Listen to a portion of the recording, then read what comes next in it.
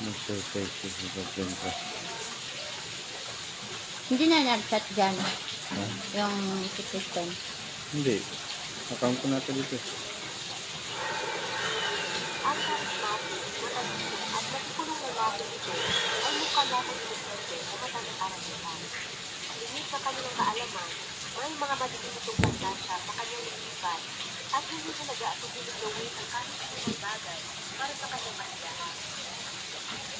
Magandang araw at welcome mga kakulihan sa mga tao.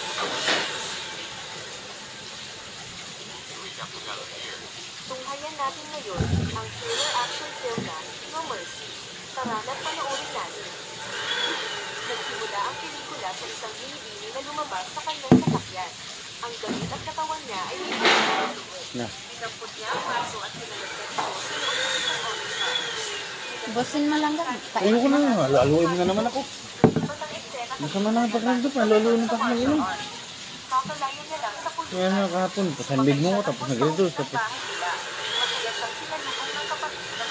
Eh kasi, pumasok ka agad, galing ka sa inay, pumasok ka agad sa aircon. Kaya para tapos maano kinunam ka. ako ng kumot. na nagustuhan nito. Nang matulog na sila ay inihayag ni Yulhay na ayaw na niyang pumasok sa eskwelahan. Sinumbinsin niya ang kapatid ng pagpatuloy ng pag-aaral dahil ito ang